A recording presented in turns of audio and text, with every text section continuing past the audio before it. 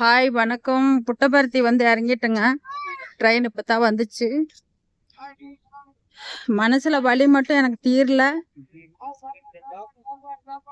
ஏன் ப்ராப்ளம் அப்படின்னா, ஒரு சாவு வீட்டுக்கு போயிட்டு நான் எவ்வளவு தூரம் ஆதங்கப்பட்டு அந்த கார் எடுத்துட்டு போனதுக்கு எனக்கு அங்க கொடுத்த ஒரு வலி என்னால தாங்கிக்க முடியல. அவங்க வந்து வயசா இருக்கலாம், இருந்தாலும் ஒரு பொண்ணு, அதே அவங்க பொண்ணா இருந்தா அப்படி நைட் நேரத்தில் தாட்டி முடிக்க விட்டுருவாங்களா? ஊர் சுத்தி முண்டா அப்படின்னு சொல்லி பேசியிருக்காங்க. என்னையா ரொம்ப மனசு வலிக்குது. நான் ஒன்னே ஒன்று சொல்றேன், அந்த இடத்துல நான் எது வேணாலும் என்னால் சொல்ல முடியும், சொல்லியிருப்பேன். ஆனா நான் சொல்ற மனசு எனக்கு இல்லை. அந்த மாதிரி என்ன ஒவ்வொருத்தரும் நல்லவங்கன்னு யாரும் ப்ரூவ் பண்ண முடியாது.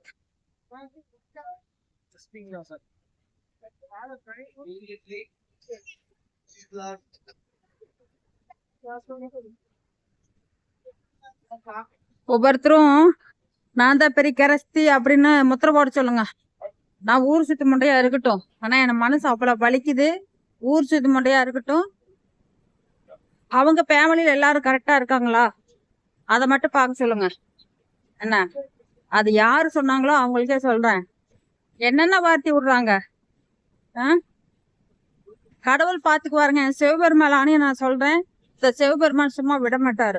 என்ன என் கண் முன்னாடி அதை நான் பார்ப்பேன். அதை நான் பார்த்து சிவபெருமானுக்கு நான் நன்றி தெரிவிச்சுக்கிறேன். நான் இன்னைக்கு ஏன் இந்த அளவுக்கு சொல்றேன் அப்படின்னு நான் சொல்ல வேண்டிய அவசியமே கிடையாது. நான் யூடியூப் வச்சு நடத்துறேன் அப்படின்ட்டு அவங்க வந்து என்னை அந்த அளவுக்கு ஒரு கேவலப்படுத்தி பேசிட்டாங்க. யூடியூப் வச்சு நடத்துறோம் அனைத்து பேருமே தப்பா போறவங்க கிடையாது. யூடியூப் என்னுடைய இஷ்டம், நான் வச்சு நடத்துவேன். நீ கூப்பிட பிடிக்கலையா கல்யாணத்துக்கு கூப்பிடலைங்கிற போது நான் கேட்பேன். அடுத்து நான் தான் கேட்க மாட்டேன். இதுக்கு வந்து நான் கேட்டேன். அதுக்கப்புறம் எங்க பிள்ளைய பத்தியும் சொல்றேன். எங்க பிள்ளைய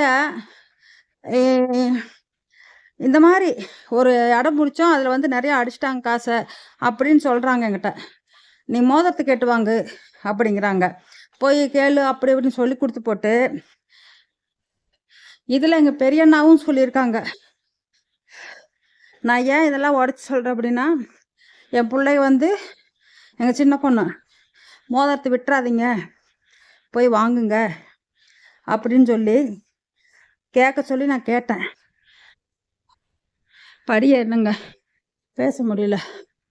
இங்க பாருங்க, இது இருக்கலாம் பாருங்க, படுக்கிறதுக்கு எப்படி வசதி. பாவம் விட்டுடுங்களா, இதற்காக எப்படி கட்டி விட்டுருக்காங்க பாருங்க. மனுஷத்தன்மைங்க இதெல்லாம்.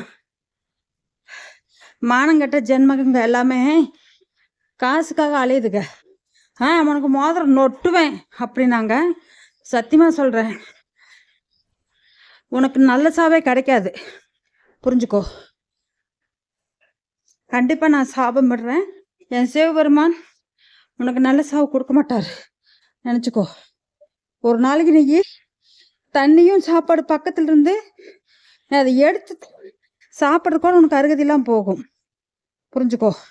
நாங்க பேசாம எதுக்கு வெளியில வந்தோம் தெரியுமா? அங்க பேசினா உனக்கும் எனக்கும் தகுதி இருக்காது. உங்களெல்லாம் நான் தெய்வமா நினைச்சிட்டு வந்தனே, என் செருப்பை கழட்டியை நானே அடிச்சுக்கணும், சரியா? எங்க பிள்ளைங்க வந்தா கோழி மூட்டு விடுறது, கோயா யூடியூப்ல இருக்கலாமா, கோயா அதுல போறலாமா, கோயா வெளிநாடு சுத்துறலாமா, அடி பிச்சைக்கார நாய்களா? ஏன் இஷ்டம். நீங்க ஏதாவது 10-5 கொடுத்துக்கா என்னை காப்பாத்துனீங்களா? நான் கேட்குறேன். நான் படி இறங்கிட்டே பேசுறப்ப நான், நீங்க ஏதாவது 10-5 கொடுத்தீங்களா? எனக்கு அழுதவன்னு சொல்லி ப்ரூஃப் காட்டு. என்ன இன்னும் உன்னை பச்சை வச்சே திட்டலாமான்னு மனசு வருது. ஆனா எனக்கு இந்த வயசுக்கு மரியாதை கொடுக்குற, புரிஞ்சுக்கோ. என்ன எனக்கு என்னத்த அழுத, அதை ப்ரூஃப் காமி. நான் மோதிரம் போட்டதுக்கு ப்ரூஃப் வச்சிருக்கிறேன், போட்டோ எடுத்திருக்குது. அந்த போட்டோ எங்கிட்டும் இருக்குது, சரியா? என் பிள்ளைங்க போட்டோ என்கிட்ட இருக்குதுன்னு என் பொண்ணு சொன்னான். என்கிட்ட இருக்குதுமா, நான் தர்றேன், நீங்க கூட ப்ரூஃப் காட்டி வாங்குங்க அப்படின்னாங்க. இன்னைக்கு வந்து அவங்க நல்லவள மாட்டிட்டு போயிட்டாங்க. அடியே எல்லாத்தையும் சொல்றேன், புரிஞ்சுக்கோ. குட்டி உன்னையும் தான் சொல்றேன், கனகா உன்னையும் தான் சொல்றேன். உன்னை எந்த அளவுக்கு பண்ணணுமோ அந்த அளவுக்கு என்னையா பண்ணிவிட்டு போயிட்ட. ரேவதியத்தை கேக்குறாங்க, பிள்ளைகளுக்கு கூட நிம்மதியா விடமாட்டேங்கிறீங்க. நான் வந்து ஒரு ஆறுதலுக்காக சொன்னேன். நீ என்ன ஹெட் வெயிட்டா பேசி கத்துன? பரவாயில்ல, நீங்க நல்லவங்களாவே இருங்க, கடவுள் பாத்துக்குவாரு. சரியா? இப்பவே பார்த்து தண்டனை கொடுத்துருக்கிறாரு.